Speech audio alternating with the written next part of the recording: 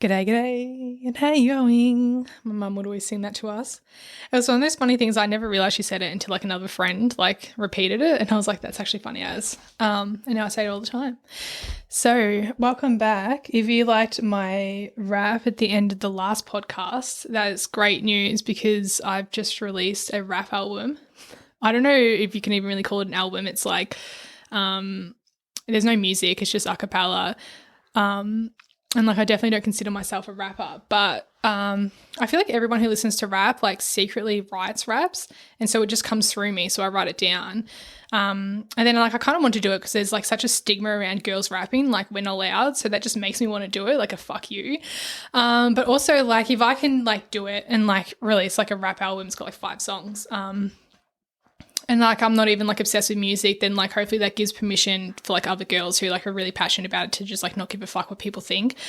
So the album is called Backyard Raps by Mew, and that is on my subscriber only content. So it's like $3 a month if you want to subscribe, and then you can access that, cancel anytime. Even if you just want to like subscribe once just to access some of the content and unsubscribe, wouldn't even be mad about that. I'd be like, thank you for the $3, like legit.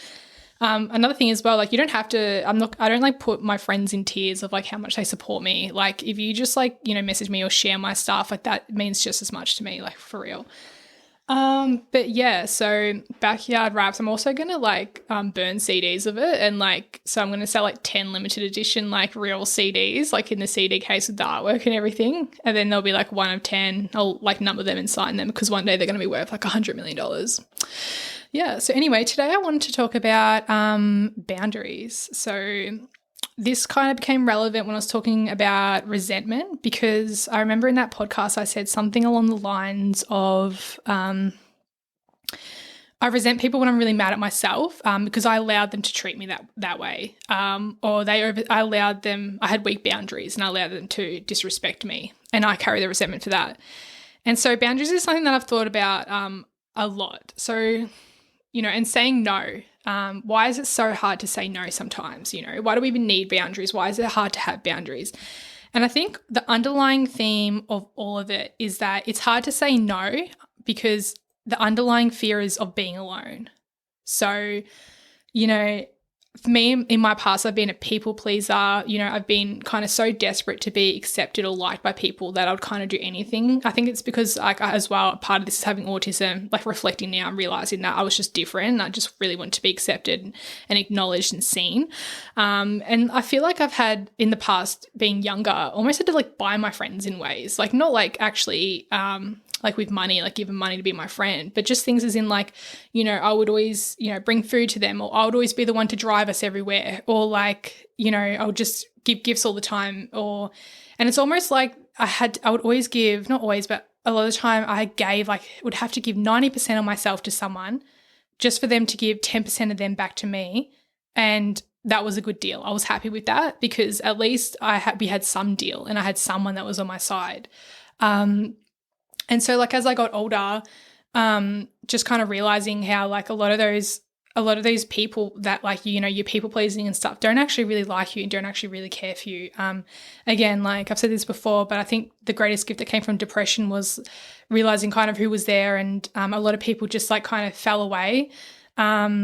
And like when it was time for me to like receive and need help, like it was interesting how people kind of didn't show up, and I'm not mad about it. I think that's the other thing is like I kind of have to take responsibility. I mean, like these people who took 90% of me, you know, they didn't ask for that. I'm the one who gave it to them and offered to them, and then I can't kind of just demand that they give that back. Like, you know, I have to take some responsibility that I'm the one who made the bad decisions and was naive enough to not kind of see that everyone was like that.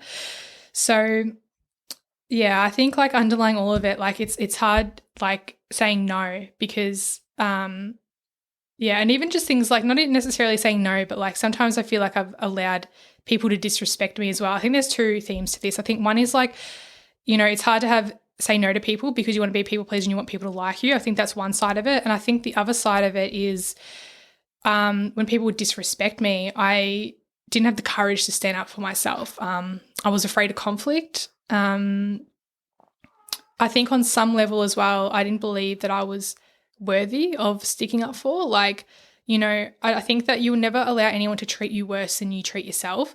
And so when people treated me bad, you know, I was kind of like, yeah, I guess on some level I felt like I deserved that, or I was worthy of that, or at least I wasn't worthy of standing up for. And so I think like boundaries have come naturally to me on my journey because I've really gone through like the self-love journey and all of that. And like, you know, as I've treated myself better, I've not allowed other people to treat me. Anyone in my life has to at least match that, or treat me better. And so I can feel when people are kind of disrespecting me. And so now I have really strong boundaries with it because like I don't deserve that. And yeah, like I said, like going through depression and people fell away, I got really good at being alone. Like not just like okay with being alone, but like it's really peaceful here being alone. I'm happy being with just like a couple of friends, a few friends, you know. I have more than that now, but at that time it felt like that. And so like, you know, what you're competing against is just like how well I treat myself. So, you know, and I don't think my standards are too high. But over time I've noticed like, I feel like I've kind of taken a back seat and noticed the ways in which people disrespect me and how I feel disrespected. And so I kind of have rules, and then like of like standards of like how people have to treat me, or else I kind of keep them at arm's length. Like for example, right, I can't have people in my life who are not happy for my success. You know, I can't have someone in my inner circle who's just like doesn't want to see me shine or do well in life because they're competing or like, you know, comparing or like whatever it is. So if I'm like hanging out with a friend or someone and I notice that they're like, you know, not happy for my success, then like that's like okay, like I can still have a relationship with you, but I'm going to keep you at arm's length because like, you know, that's not acceptable to me. Another example of my rules is like I can't have people around me who want to project an image onto me that I feel is more negative than who I feel I am. Like whatever it is, like I've just been around people sometimes who will just, you know, want to believe that like I'm lying about certain things or like I'm not legitimate in my good deeds, like I'm not really as good as a person as I am, or an honest person, or just whatever it is. I feel like people will try and create this image of me and put that onto me. And I've realized that has nothing to do with me. That's like their projections, whatever the hell's going on in their head that they're putting onto me. So if I notice that in someone, then like, you know, that's like arm's length for me. I can't have that around me. It's not good for my mental health. You know, another rule is like people who have to have my back behind my back. People have to value my perspective. They don't just presume that I'm wrong and that they're right when we have a discussion. It's surprising how common this is, especially since I've had blonde hair. Or else, you know, I just don't feel like my contribution to a conversation is valuable. And if I don't feel valued, then that's arm's length. And another big one for me is like the give take, like has to be equal. This is something that I'm really conscious of because in the past, like I'm a giver. And so if I get paired up with like a taker, that shit is so fucking toxic. Like, so I've got to be really conscious of like, you know, I give, if I'm generous and I give to someone, and it can be anything, your time, like, you know, again, like driving people, like your petrol money, like just, you know, how much, like, you know, if you're just like, yeah, whatever, like I've got lunch, don't worry about it, you don't have to pay me back. And then like, it's not the same kind of thing back. Then like, that's a big one for me where I have to like kind of have at arm's length. And again, like, it's not like, that's the thing about all these things, right? It's not like I'm just sitting there, sitting back, like judging and just like observing and waiting for people to just like make mistakes. And it's not like that at all. It's more just like, I can feel like when a boundary is being crossed, and I can feel when like disrespect, it just kind of like nudges up against you, right? And like from there, I kind of have two choices. I can either talk to them about it or not. And I used to be the kind of person who talked to everyone about it, but now I save myself the trouble sometimes. Like I kind of assess whether or not is this relationship that important to me where it's worth putting myself in that position, because some people really aren't open to those conversations. And then like, you know, their indifference towards you turns to hate, like because you pulled them up on stuff. So sometimes I just put myself first and I'll just be like, okay, that relationship is what it is. You know, and I don't have to judge them for it. Like say if they like, you know, take more than they give, then like I can just step back and match their energy, and I don't have to resent them for it. You know, like everyone's at a different place. Maybe they didn't have the same upbringing where they were taught the same things, and I can't like judge them for that or look down on them for that. So, and that's the other thing. Like I'm not perfect either sometimes, and like I make mistakes. And so like, I like it when my friends like will tell me like, I didn't like this was disrespectful. And it's always like more times than not, it's an accident. And you can be like, oh shit, you know, and then you learn together, then you grow together and the friendship becomes stronger. So I've learned like for some people I won't bother with having that conversation. Other people I will. I'll be like, hey, you know, I feel like you crossed a boundary here. And then they might not understand why that boundary is so important to you. And the other thing as well is when you set a boundary, you give them permission to start setting boundaries too. And, you know, if you say, hey, I didn't like that you did this to me because I don't want to be in that situation, or I don't like giving that much, they might go, shit, you know what? Like, I never thought of it like that. Oh, like, you know, I like probably do that, or I let people treat me like that. Like maybe I should like not do that. Like why have we normalized this, you know? A good example is like my best friend, like Raquel, like she'll go off the grid sometimes. Like sometimes she needs time away from like her phone. And like a lot of people would get angry at her sometimes because she's not like accessible all the time, but she's stuck pretty firmly by that boundary. And that's taught me as well. Like that's okay. If you want to go off the grid sometime, you don't have to be so available all the time. So, you know, that's a really good example. And the other thing as well is like interesting is like, I'm like with friends, I think sometimes I wonder, it's like, why is it so hard for us to have these communications without conflict? Like as soon as we even think about having these like talks with a friend or something or setting boundaries, instantly we think it's going to be conflict. It's going to be hard. You know, we've got to get in defense mode. We've got to have the courage. We've got to get ready to fight. I wish we lived in a culture where we could just have these conversations and there wasn't like such a fight. And then it would make it so much easier. But there's a really good saying, if you avoid conflict to keep the peace, you start a war within yourself. It's by Cheryl Richardson. And that leads me to something that Brené Brown said. So everyone knows I'm like obsessed with Brené Brown. And I've said it before, but she has a really great audio book on Audible. It's called The Power of Vulnerability, one of my top 5 books of all time. But she talks about this and how saying no is uncomfortable. So she says that like the example she gives is that like, you know, she's going to pick her kids up from school and the school's like, hey, can you like please make like, you know, 24 brownies for like the school fete that we're having tomorrow. All right. So Brene says that she wears a boundary ring and it's a ring that spins. And she said that every time someone asks her to do something, her rule is that she spins it 3 times before saying yes. And she repeats her boundary mantra, which is choose discomfort over resentment. Choose discomfort over resentment. Choose discomfort over resentment. I'm sorry, but I'm not going to have time tonight. I'm sorry. And so like it's interesting when I read that, I was like, shit, that's so true, because it's like that 10, 15 seconds of discomfort of not being like, yeah, sure, like, because she said her default is just be like, yeah, sure, like I'll do anything for you, like no problem, like me. And so like, you know, that 10, 15 seconds of discomfort where you can't please someone and they might even think you're a bitch, whatever. But it's better to have that 15 seconds versus like 2 hours that night that you're spending resenting them, like making some like brownies. And it's like interesting, like what I said earlier about how I feel like resentment is really anger at yourself. Yeah, so that's like a good like kind of, that's the good thing that I've chosen as well. I think it takes practice as well, like setting boundaries, like little step by step. And the other thing as well I actually feel is that like, I don't know, there's kind of this connotation whereas if you say no and you have boundaries that you're like a bad person sometimes, like if you cut people off or something that you're a bad person.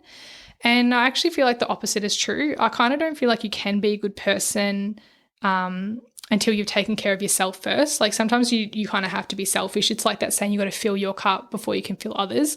I really do believe that like you have to like put yourself first and get yourself to a point where you're optimal and looked after, and then you have energy to share, to give to other people. And I was actually listening to Brené Brown on a podcast with Russell Brand. I believe it was his podcast. And they were talking about boundaries, and she said that they had done studies. They did this study and it was on just good people. They could find all these like good people around the world, like monks, like whatever. And they found that the one thing that they all had in common was boundaries.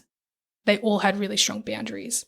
And so I think that even if you do feel like a cunt sometimes drawing a boundary, I think you're actually being a good person, because like on the one hand, you're teaching them that boundaries are okay. And on the other hand, sometimes love is leaving. Like sometimes the only way to teach someone is to kind of like, you know, leave or, you know, cut them or at least like cut that experience and say no to that experience.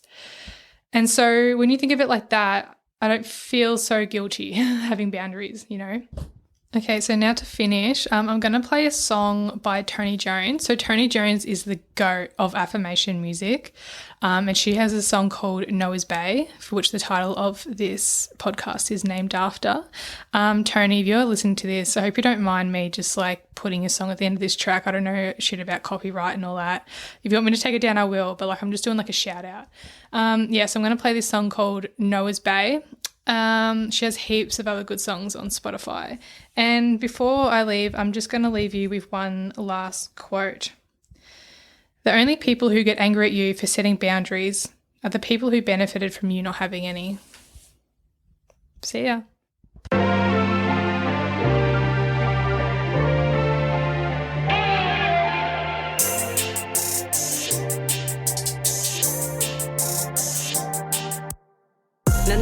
No, it's babe.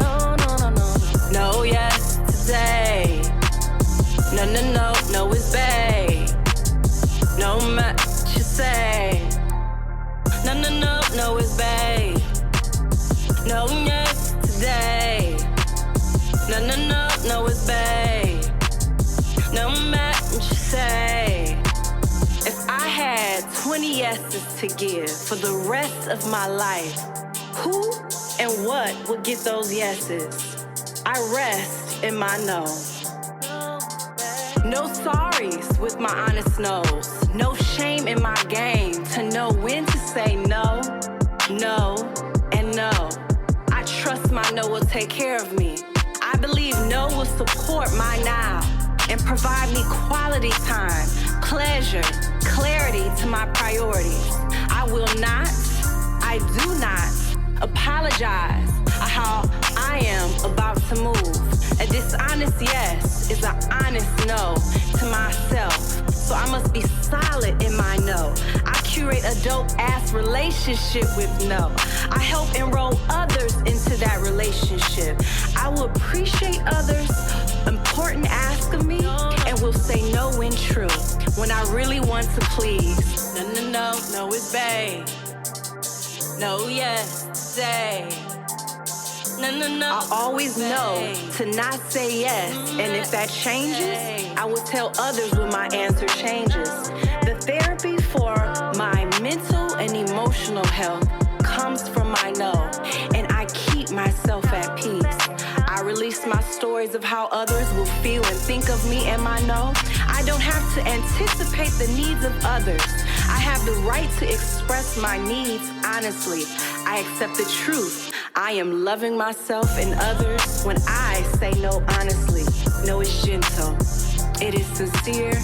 It is nourishing to all my relationships. How others react to my no is none of my business. I compassionately understand anyone's indifference to my no without compromising my truthful no. I accept no. I receive no. I generate no. I love no. No is good and no